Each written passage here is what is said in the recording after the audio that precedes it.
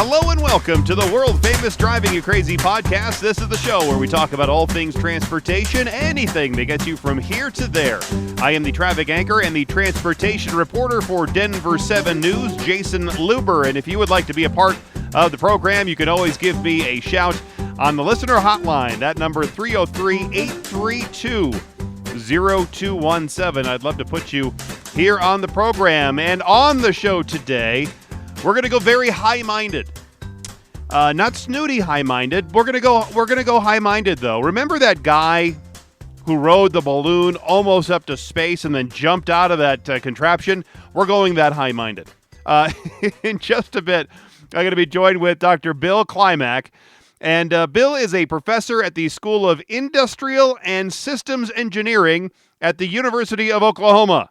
He has just about every degree you can earn, including a PhD in operations research from the U.S. Air Force Institute of Technology. And we're going to be talking about the traveling salesman problem. Have you heard of what that is? It's basically asking what is the most efficient way to get to multiple places in the least amount of time and greatest fuel or cost savings. It's called the traveling salesman problem. How could a traveling salesman go about their route of selling vacuum cleaners door to door in the most efficient way possible, basically, right? Now, in the era of $5 gas prices, people are looking for ways to save gas money, and I hope Bill can help us use a solution to this traveling salesman problem to help save us some money and some time, and we'll figure it all out. But Bill, see, look, he's really smart, so he's got all this stuff figured out. And he's smarter than you or I, so I maybe he's not smarter than you, and if that's the case, let me know on the listener hotline. But before we go high-minded, we're going to go somewhere else. I have to start with this voicemail that was sent in to the Driving You Crazy mailbox at 303-832-0217. It doesn't have really anything to do with transportation, but instead was directed to our morning meteorologist, Lisa Hidalgo. Just take a listen. I don't know if you're head of the department, the weather, but I just wanted to ask you to ask Lisa Hidalgo to leave her cleavage at home Friday morning. She has a very low-cut dress or top or whatever it is, and it's inappropriate. It doesn't belong on the news or the weather. So if she continues to dress like that, I'm going to switch and start watching somebody else. If she wants to go somewhere, a cocktail party or whatever, and dress like that, that's her business, but it doesn't belong on the news or the weather. Well, funny. Actually, Lisa gets many of her outfits from this place called Rent the Runway. And basically, they send her clothes, and then she wears them, and she sends them back. So it's like a subscription clothes rental thing sent to her, and then she doesn't keep the clothes, so she doesn't have to buy them. And Lisa said she'll probably send that one back. I guess it's not a fan favorite. But that's the kind of comments we, and especially the women on TV, get from our audience. It's just, I don't get those kind of emails or voicemails to me. I've maybe had one or two, but I'm telling you, it's always happening to the women, unfortunately, especially here on the morning show. But if you would like to make a voicemail comment, feel free to. That number 303-832-0217.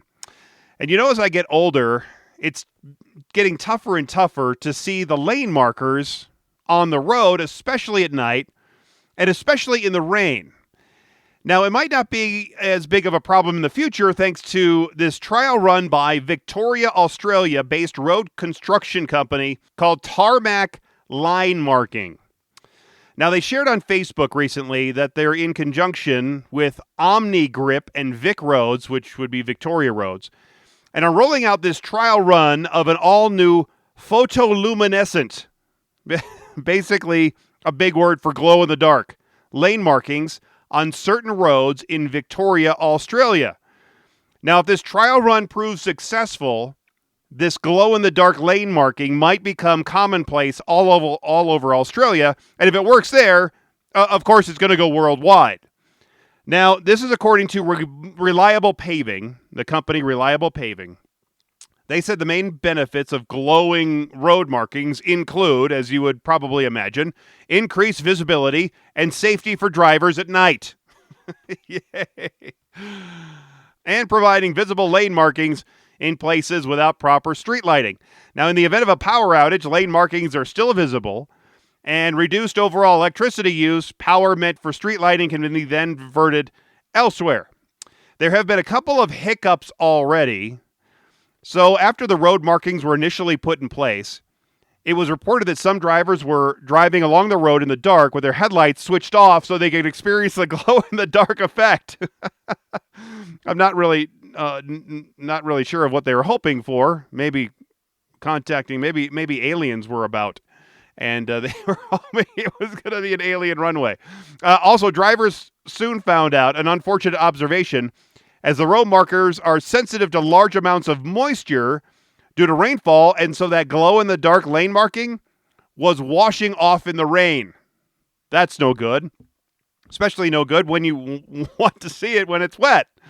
And it's tough to see the regular road markings, right? Well, since that time, the pavement companies have come up with a new formula of this glow-in-the-dark lane marking, so it's much more weather resistant. Now, this glow road markings are not a new concept. They've actually been implemented, or at least tried before, in the Netherlands. They initiated a similar pilot project back in 2014 near Amsterdam with this photoluminescent paint.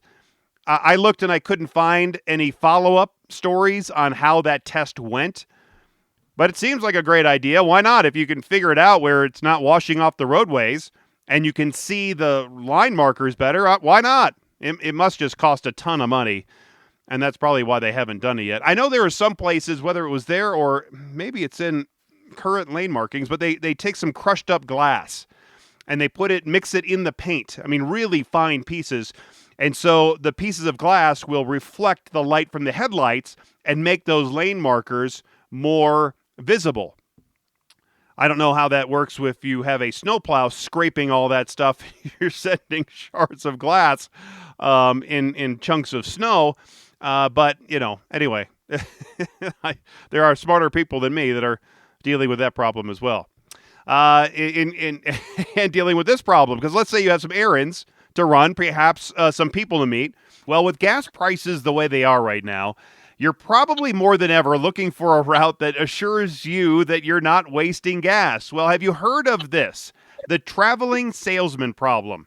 It's a long-studied issue that logistics and especially transportation companies have studied over years, and it could help you out too. To talk more about this is someone who is way smarter than me. Bill Klimack is a professor with the School of Industrial and Systems Engineering at the University of Oklahoma. He has just about every degree you can imagine earning, including a PhD in operations research from the U.S. Air Force Institute of Technology. Dr. Klimack, thank you so much for being here on the world-famous Driving You Crazy podcast. Well, great to be with you. Thanks. And also, thank you for your service. Appreciate that very much.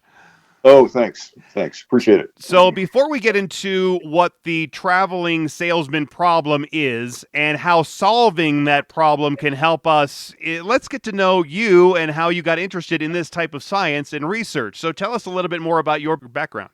So I went to Lehigh University as an undergraduate, and I had an ROTC scholarship. And so I was going to, I had a payback period to the Army for doing that. I thought that, I'm an engineer, and I was a chemical engineer, wasn't a good fit for the Army. I'll just do my service time and then get out. But the Army kept offering me really great jobs, so I just forgot to get out for like 26 years. And it was fortunate for me. I got interested in operations research. That's really applying math to real-world problems.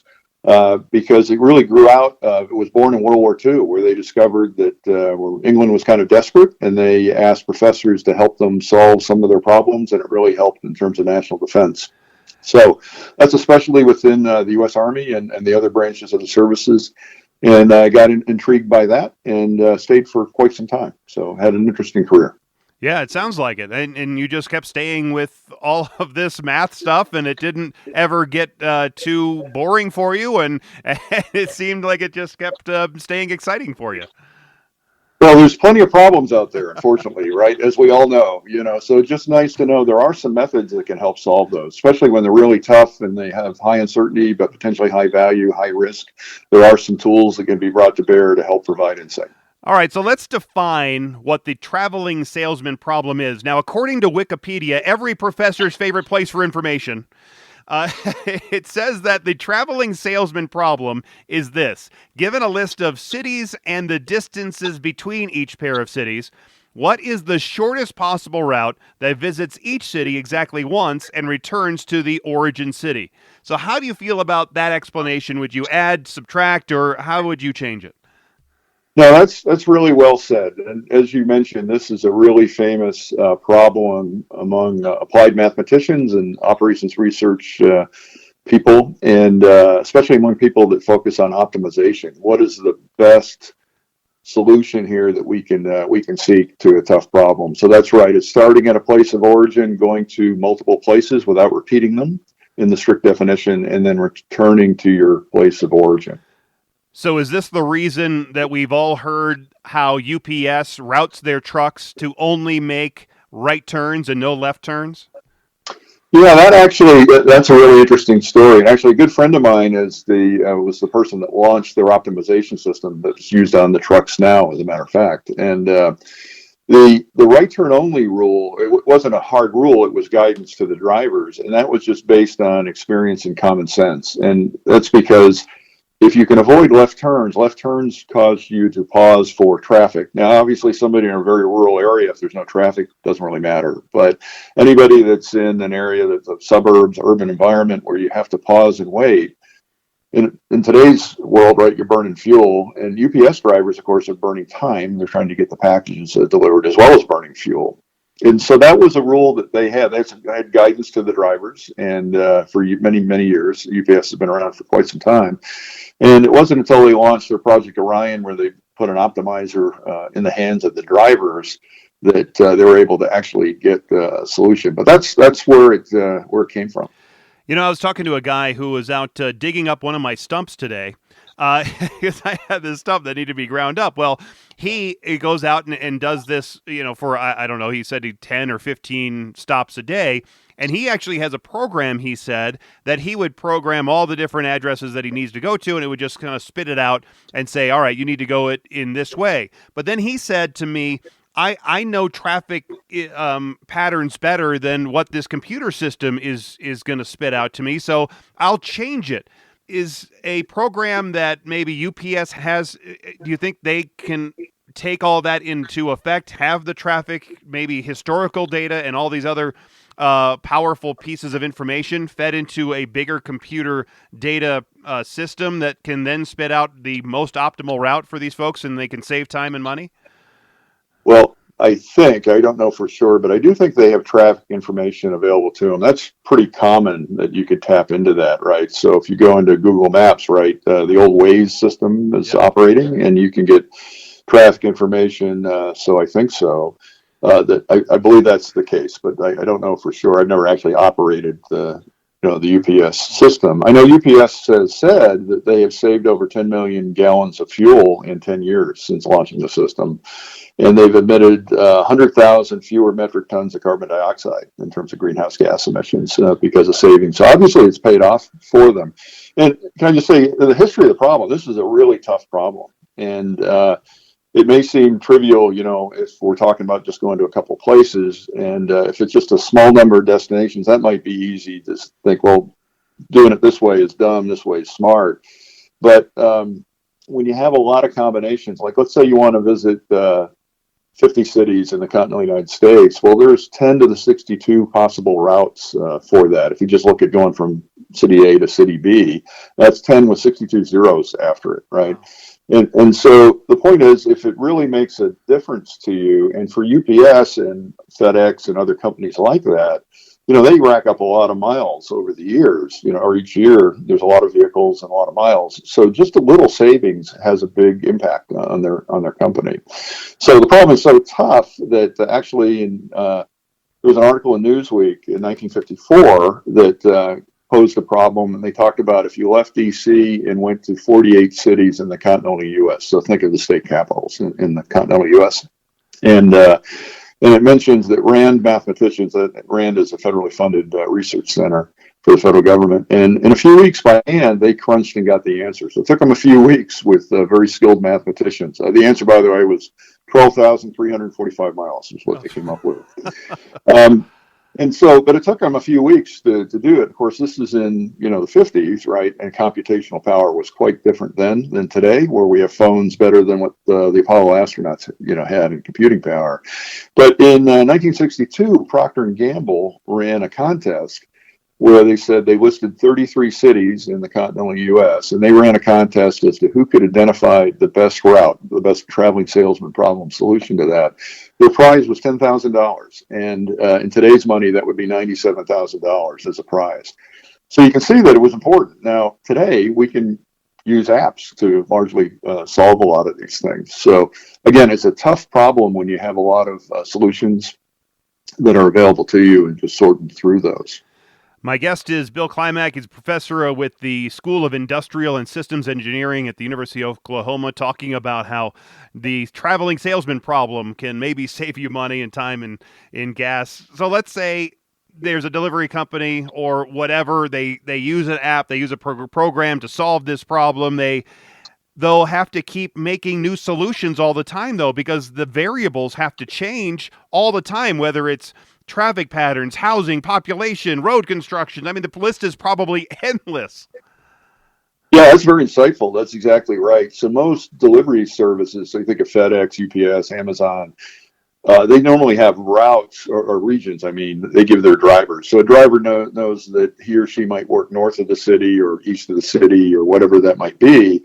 But where they're going that day is highly variable. It's going to change. So what they do is scan the packages on the truck. So normally there's a QR code or barcode on the package. They will scan that, and the system is tracking the packages. So if you track your package for something you've ordered online and you see it's coming, and they'll say, okay, it's now gotten to Memphis or wherever it's gone, you can follow it, and then it'll say out for delivery. That means it went on the truck probably this morning off the loading dock.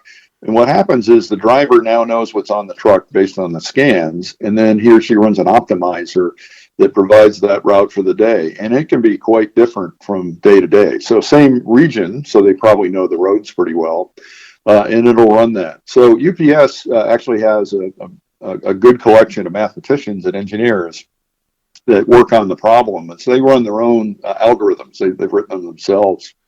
And by the way, I remember just a quick story about the Orion system, because I know several people that worked on it and the guy that ran it. And he was telling me, as we all know, electronics tend to get smaller over time, right? Anything gets miniaturized if it's electronic, and we can think of many things that's the case. And he said, so the first Orion was maybe the size of a clipboard, like an 8.5 by 11 piece of paper would fit on it. And that was kind of the prototype. And he said that he was watching drivers actually test the system. And somebody said, hey, the loading dock supervisor was telling the driver, hey, you need to get going. He goes, well, I haven't run my optimizer yet, and he heard that. And he said, okay, this is going to work, when the drivers see the value and are going to use it. And so that worked, and they deployed them. The second generation was a lot smaller, the size of a cell phone. And they were asking drivers for feedback after that. And the main complaint they got was it's too small. And that really surprised them, because normally you want things to be small or it's easy to put in your pocket, that kind of thing. And he asked drivers, hey, why do you want it bigger? And the guy said, well, the first one was big enough I could fend off a dog. so it just shows you that there's unarticulated value sometimes, right? So they made the third one a little bit bigger. It was kind of middle between the initial one and then the cell phone size, and so it just fit another purpose. But it's been very popular, with their drivers, and now, as far as I know, all the companies use that. So there is, if people probably are very familiar with Google Maps, you can put multiple destination into Google Maps, and it'll tell you route. But it's assuming the order you put them in is the order you want to visit them. And so that might be the case, if you're planning an event and you want to go pick something up and then you want to go get the cold stuff from the grocery store last, right? That's a constraint on your different order you could visit the places.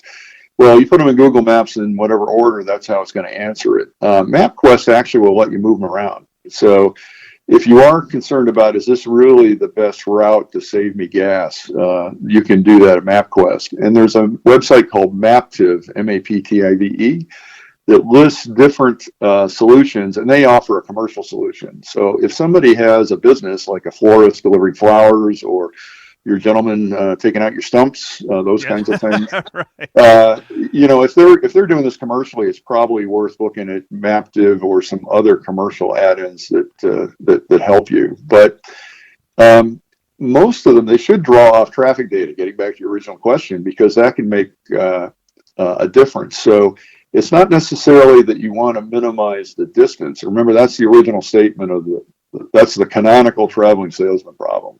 What you really probably want to do is minimize time, because that's equating more into fuel consumption. So if you're sitting for a long time waiting to make a left turn, that burns fuel while you're sitting there, even though distance-wise, if you made only right turns, if you could work out a route with that, you might drive a little further, but it's probably going to save you fuel because you're not sitting idling at a traffic light or in a left turn lane waiting for the traffic to clear. In these solutions, you really could have a solution that gives you a longer distance but a shorter time, and vice versa, and it might work better in some instances to stay out longer and so have a longer time but shorter distance, or vice versa. That's exactly right. So, I mean, everybody wants to save time, but if the map is just giving you distance, that may not save you time. And if you're trying to save gas, saving time is probably a better analog than the distance, the mileage that you're driving. That's right. And as we were talking about how computers have shrunk down, it made me think about circuit boards, and I would even think this problem would relate to circuitry and how you are seeing circuits. You map all the data that goes through a circuit. I mean, I'm sure that this this problem comes into that as well.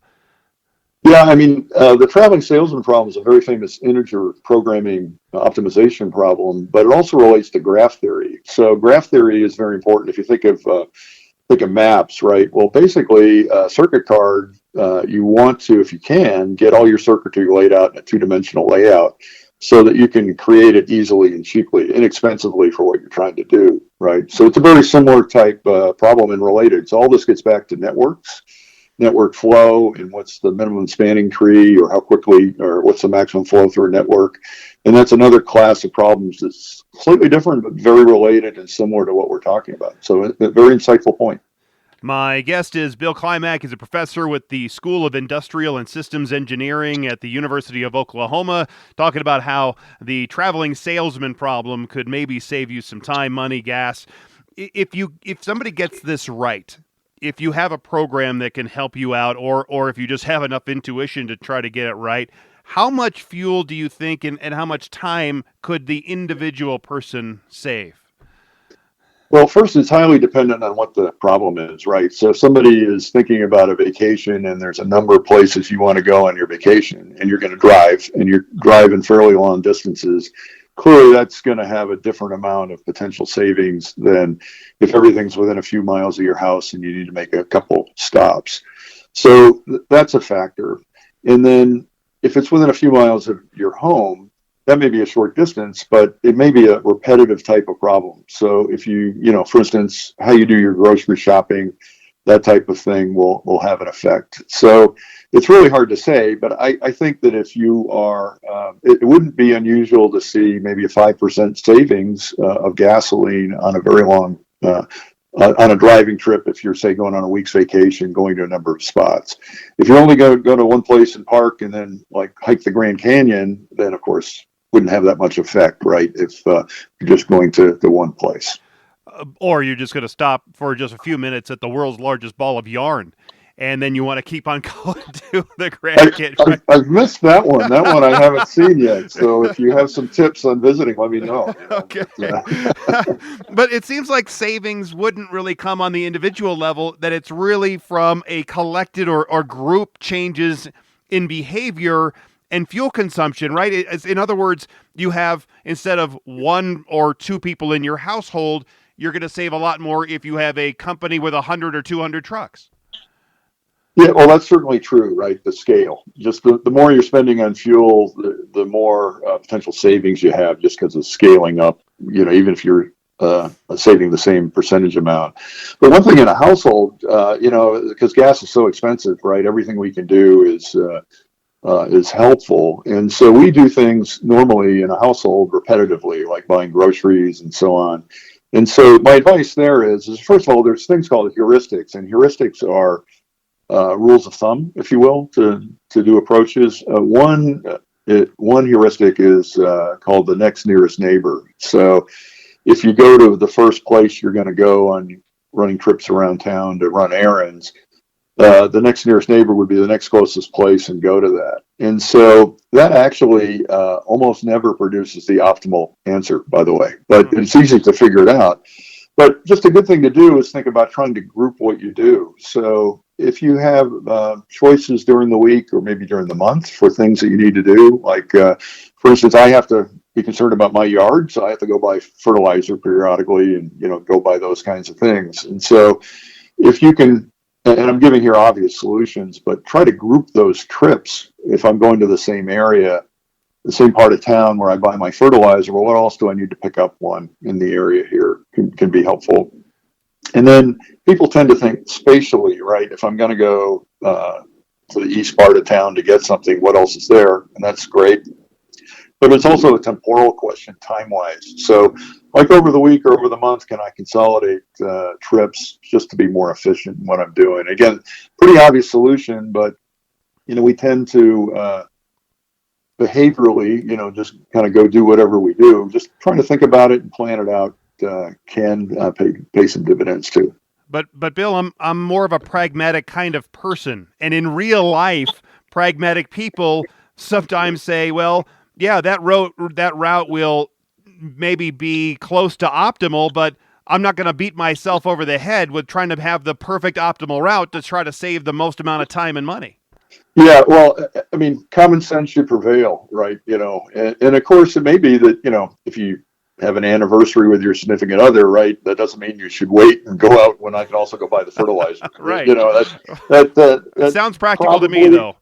Yeah, probably not real romantic to go buy fertilizer with your significant other, no matter what his or her interest might be, probably, Well, there was an interesting story, again, from the UPS group, is that this one manager at UPS was telling my friend Jack Levis that, hey, I want everybody to do exactly what Orion says. And Jack, who was running the program, said, I don't think we want that. I think we want the drivers to be informed by Orion, but make their own decisions because Orion's a model, that's their traveling salesman problem solution system. And it's a model, but there are things in the world beyond the model, right? And those things can certainly come into play. And he happened to be on a business trip with this manager, and they were driving down the road, and it was a 2-lane road to somewhere, and there was a traffic accident, unfortunately, in front of them, and the traffic was stopped. And so this guy said, I think I'll turn around and we'll go a different way. And he said, well, what if Orion told you to go down this road this way? Do you want the driver to sit here and wait? And he goes, okay, good point. So you need to temper everything with common sense and make sure that it seems right. If somebody's making a big trip, though, good to pull out, one of these apps and just plug it in and see what it tells you. It's funny because the apps will tell you one thing, but you never know. And here's a perfect example. There was maybe about a month ago, there was a closure of an interstate over here in Denver. And you could see, I was telling everybody in the world about it on television. I was tweeting it out. All the other TV station people and the people on radio were telling people about it. It was all on your phone. I mean, it was pretty much everywhere, and all the apps had this big traffic jam pretty much saying, don't drive on this road, it's closed. But there are still then people I'm watching at an on-ramp trying to get on that interstate. So it's almost like no matter what you do to help out the people, even with these type of programs, they're just going to almost lemmingly follow along and get caught. That's certainly true. I guess all I can say to that is don't be that guy. You just want to be prudent in how you live your life. And there's going to be some of that no matter what. That's right. So is there a way to maybe make some of these apps more free and open to the public. Like you said, Google Maps, as we've all used that. It's all, you just have to put it in which destination you're going to go to next. Can't you have one that will, like you say, shuffle everything around, find the best optimal route that I don't have to pay for? Yeah, MapQuest will do that. So MapQuest is pretty easily available. If somebody just types that in the search engine, they should get that. And again, if they go to Maptiv, Maptive, and I have no connection with them, I was just looking around for things I could provide on advice. And they do have a list of different solutions as well, both for a commercial company and then just a private consumer that's looking for free information. But I would say at first take a look at MapQuest and see what that says in ordering the route. And if you're not satisfied, I honestly don't know how good the traffic information is on MapQuest, but you can always then take that route and put it into Google Maps or whatever you're using today that provides you traffic information, and then alter the route appropriately. See if it gives you different advice once the traffic information is placed in there. Do you think this equation or a solution to the traveling salesman problem can be used on someone who is just going to walk in an urban downtown area or ride one of those e-bikes or scooters? Can it help out even in those situations? Sure, it's actually transportation mode independent. Of course, if you're walking, your payoff is going to be different. You know, in terms of you're saving gas regardless, right? As opposed to driving, of course. But it doesn't matter what your mode of transportation is. And again, the original transportation traveling salesman problem, was just based on mileage. How you traveled that mileage, you know, whether you drove it or you took some other form of transportation, wasn't even really part of the problem. Because when you're walking, you're just using your own energy, and sometimes you maybe want to use more of your own energy to lose a little weight, right? Well, you know, from my time in the Army, you know, as an infantryman, I'll just say that it's a lot easier to walk along a contour line than to go perpendicular to the contour lines on the map. Right. You know, so sometimes, it's not the distance. In fact, I used to do mountaineering quite a bit as a hobby, and route finding is really important in the mountains to avoid hazards like avalanche or rockfall and those kinds of things. So it can get, you know, more complex, but in terms of running an optimizer in the traveling salesman problem, it can be equally applicable. But if it's taking me on a route where I'm worried about avalanche hazard, I think I'm going to revise the route, or I'll dig a snow pit first and test it. I think I'll just hang out at the lodge. Enjoy a couple of cocktails. My guest is Bill Klimack. He's a professor with the School of Industrial and Systems Engineering at University of Oklahoma. So what is the best way, then, do you think, we can get around and save money? Is it trying to solve this traveling salesman problem? Is it another way? Is there any great way to, really a best way to save time, money, gas?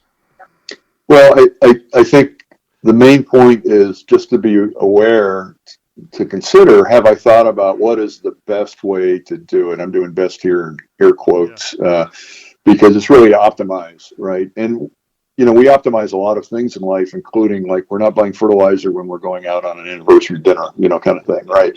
And so it needs to make common sense for you, but just apply those things to save money at the gas pump. And you're also reducing greenhouse gas emissions and other things as well. So I think that to have that mindset is just valuable. And so gas has become far more expensive than it was. And so it becomes more important because it has a bigger impact on our finances. So it just causes us, I think, to, as rightly so, just to think a little bit harder about, hey, am I really doing the right thing here? You know, or am I making my trips, or am I running my errands in the best possible way that I can? And this too will pass. Everything eventually will pass. Gas prices eventually, you would, well, you know, from my lips to God's ears, would come down. But this is also a issue for electric cars, because you have a certain range you can go in these electric cars, and it's not that easy, at least for right now, to stop at a gas station, fill up after 5 minutes, and then keep on going. Yeah, that's absolutely right. I saw there was just a news article where a reporter drove cross country, and she commented she spent more time recharging the vehicle than she did sleeping, you know, because it just takes time to recharge. So if you're using an electric vehicle for only a short errands around your home, probably it's not a factor. But if you're driving long distances, you do have to make sure you allocate enough time and are at a place where you can recharge your vehicle. A former colleague was telling me he had bought an electric car a number of years ago and was driving between Houston and Dallas, Fort Worth, and he had looked up that, yep, they could make it, no problem. And it was going to say use 90% of the battery. And he decided to make sure it was completely topped off before he left. And he said, I was glad I did it because I forgot I was making the trip in the winter. They needed the electric battery to provide heat in the car, because an internal combustion engine gives off heat as a byproduct. And so it's easy to warm the car in the winter. So just there's some differences between vehicles, but the traveling salesman problem is still helpful in terms of saving your resources. How important those resources are and what they cost, of course, can be different. And not just heating the car, also your batteries will lose energy when you are in those colder temperatures or hotter temperatures. I've had a Chevy Volt for 8 years. I had one before that. This is my second one I've actually owned. Now, the great thing about it, the one I have, it's an electric car, but it has a generator in the front of it, so I can keep filling it up with gas and keep going and generate electricity and keep driving forever if I need to. So that's the benefit. But I've learned that you will lose range with high temperatures, low temperatures, however you're driving on the interstates compared to just tooling around on some of the side roads at 35 miles an hour. There are huge differences in your range depending on all of those driving styles, and I think people are going to need to get used to all that stuff. Mm-hmm. Yep, great points. That's right. All the technologies have advantages and disadvantages, and they all have their idiosyncrasies. That's exactly right. Well, I think I think we're all better off now knowing what you know, or at least some of what you know, with this traveling salesman problem. Well, glad to share. Thanks for the opportunity to speak with you and your listeners about it. And I certainly wish everybody all the best in their travels, and hope what I had to offer was helpful. Oh, most definitely. Thanks again, Bill, for all your time and your expertise. Can't thank you enough for spending the time with us. Oh, glad to do it. Thank you. Well, who says we can't get high-minded on this show, right? Thanks again, Bill. This is probably one of the equations that should be included in the software of autonomous cars, right? But there are times you just want to wander off or just go a different way, right? Or just take a little bit longer to get where you're going. And I love road trips, and it's that saying, right? Not all who are wandering are lost. I think that's the way they go. Because there's this road trip I actually want to take.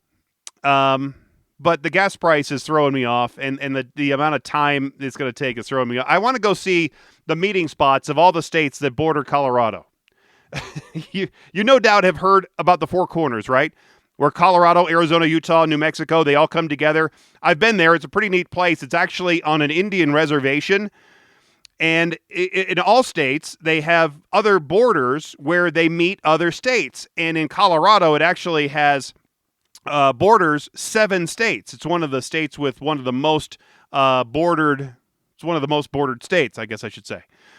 And there are 6 other points around Colorado where some states meet Colorado. And I want to see them, but the trip is over 4 hours from me where I live to the closest. Well, I don't know if it's the closest one, but the one I wanted to go to was at the New Mexico, Oklahoma, Colorado border. And then there's one not too far from that where Colorado, Oklahoma, and Kansas all come together. It's about then 5 hours to come back to my house, so maybe 10 hours of total driving without stops. It's a bit more than I could probably do in a day. And then with the gas, it's like 650 miles. Now, my car gets about 45 miles a gallon or so. So what, that's 15 or so gallons of premium fuel because my car takes the premium gas at over $5 a gallon. So we're talking $75 to $100 just in gas. And then, of course, you have to buy gas station snacks. You can't do a road trip without gas station snacks and other kind of food. But I don't know. I guess I'm not ready to spend. And you know what? Here's the problem, too. I just took it was a small road trip. I was just getting video for my Driving You Crazy TV stories. And I went from downtown Denver up to the northern, well, this not super northern, but just North Metro Denver City, up there in Broomfield and Westminster, and then over to Boulder, and then through Boulder, and I was driving then down to Golden and to Morrison. It was it was over 100 miles. Maybe it's just my older age, but I'm starting to get achy now, and my legs get restless while I'm driving that long. So the road trips aren't as road trippy friendly as I used to remember them. I don't think it'll stop me from doing road trips, and I definitely want to go see all these points. And usually, as I've looked these up on Google Maps, and it's usually just there's a marker of some sort, and there's really nothing else there in these spots. So you just drive there and you look at it, you go, okay, this is pretty cool. Take your picture, and then you leave. It's not like here's a giant ball of yarn where you can go see a gift shop and do stuff and spend a half an hour there. It's just show up, see it, maybe have a sandwich or some of your gas station snacks and move on. Anyway, so I'll make that road trip again, maybe, I don't know, sometime. Well, thanks again for being here. Thanks for listening. If you need to contact me, all my contact links are in the description of this fine show, as well as all the contact links for Bill as well, for Dr. Klimack. Thanks for listening, and until next time, I'm Jason Luber, the traffic guy. Be safe, and as always, happy motoring.